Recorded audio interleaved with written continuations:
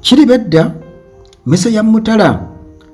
eredda neetuuka bw'atyo munnange Ssemakadde akutte mpola mpola paka bw'atuuse ku buwanguzi era kasokedde nga lubanga lwa mmindi oba kasokedde nga presidency ya Uganda Law Society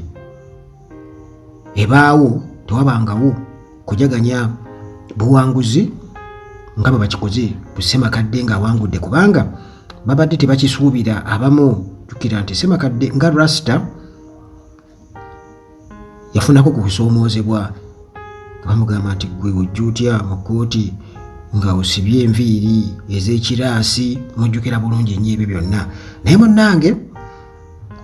Isaka Ssemakadde bw'atyo awangudde era ye Uganda Law Society President omupya gwe tulina essaawa eno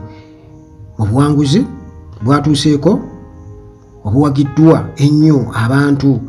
mu kkoona zonna. Kale munnange amawulire bwe tuyingidde akawungeezi ak'olunaku olwaleero olunaku lwa 6 ennaku z'omwezi 28 mwezi gwa 9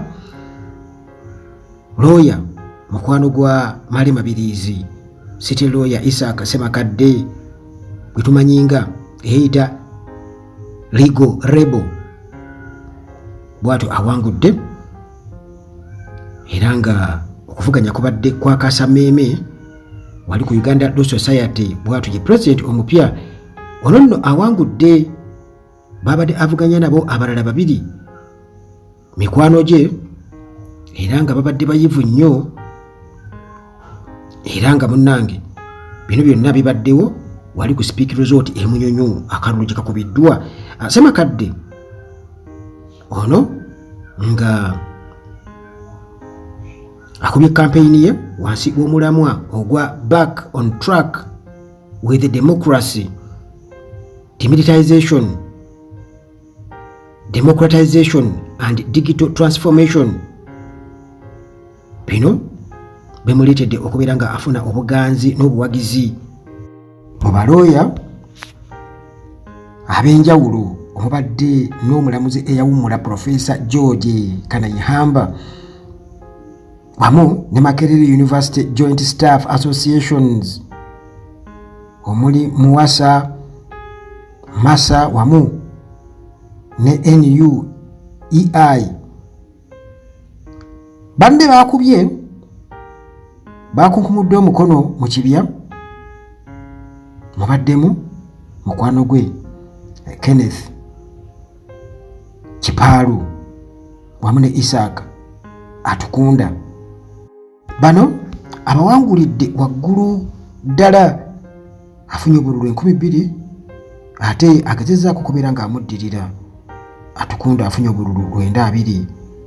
ate akutte ekyokusatu era nga yasibye ekkira ye Kenneth Kipaalu afunye obululu obutawera na 10. Kati munnange mu kulonda Uganda Law Society bano nga babeera ne annual assembly yaabwe nga balawyers abali mu 10 n'omusobyo bwe batyo bakuŋŋaana okubeera nga bateesa ku nsonga eza society. Kitegeeza nti munnange olwo Ssemakadde amaze okubeera nga ate yatwala entebe okuva ku Bernard Owundu ono abadde president wa Uganda Law Society emyaka 2 bye bisanja 2 okuviira ddala September 2022. Kati Rasta lawyer ono Ssemakadde kampeyini ze munnange zibadde zikutte akati era ng'abantu bwe batyo babadde bazitunuulidde nnyo n'abo abatali balooya babadde babigoberera n'okulonda kwonna okutwaliza wamu okusinga bwe kyali kibaddewo emyaka gyonna. Kale obuwanguzi bwe abantu babutunuulidde nga obugenda okuleeta enkyukakyuka mu Uganda Law Society era nga bangi bagamba nti wansi w'obukulembeze wa Ssemakadde society egenda kubanga munnange etunuulira ebisoomooza naddala ebyamaanyi mu legal sector omuli n'okubeera nga munnange bano empisa mu ngeri gye bakwasaganyamu emirimu gyabwe sinaakyuka, wamu n'okubeera nti embeera efuukira ddala ey'omugaso ennyo ku abo be baweereza, wamu munnange n'enkyukakyuka mu byonna okutwaliza wamu. Era ono abantu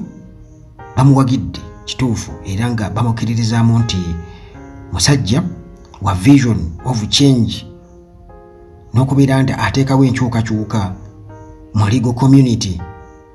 era mu bukulembeze bwe nga Ssemakadde,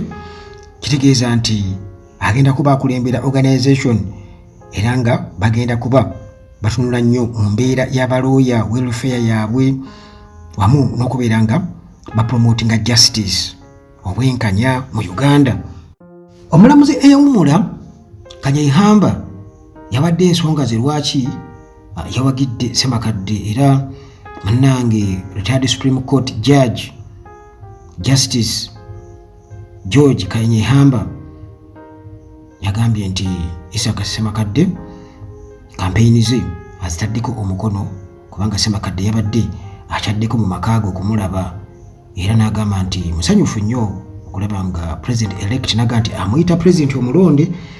kubanga tasuubira nti waliwo omuntu ayinza okumuwangula, nti bwe yawulidde nti siri bulungi n'asalawo ayimirize mu kampeyini ze asooka ajje andabeko. Kale naga nti yamwera mu bwesige bunene ennyo nga Ssemakadde nti agenda kuba awangula, kuba teri muntu yenna asobola kumuwangula, agenda kuwangula owa Uganda Law Society president. Kanyaihamba bw'atyo n'ategeeza abantu bonna abamwagala nga ye Kanyaihamba era bamuwagira basaanye obuwagizi bwe bwonna abamukkirizamu babuteeki emabega wa Ssemakadde, era bwekityo ndowooza bwe kyabadde kubanga eriyo abantu abamu muganda wange nga bo beboogera babeera boogedde. Kale ng'abantu bonna bwe batyo bamaze okubeera nga bakitegeera, bangi nnyo batandise okubeera nga bateeka omukono ku Ssemakadde, era wabaddeyo looya Fred Mukasambidde naye yamwenduusinze olunaku olwokutaano ng'agamba omusajja ono alina engeri gy'akolamu emirimu gye n'obumalirivu.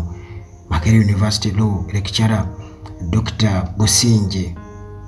Kabumba era naye n'agamba nti omusajja ono muganda wange yalibadde ye president addako owa Uganda Law Society. Kale ne lawyer era nga meya Erias Lukwago naye kwe yayongereza mu kumuyozaayoza nti ye bali kubeera nga awangula okubeera president wa Uganda Law Society, kitegeeza bonna bamukkiririzaamu. Kale nga bagamba nti muganda wange kaami katono okanyomera mitala wa mugga bwe gutyo bwe gubadde ku Ssemakadde, yogayoga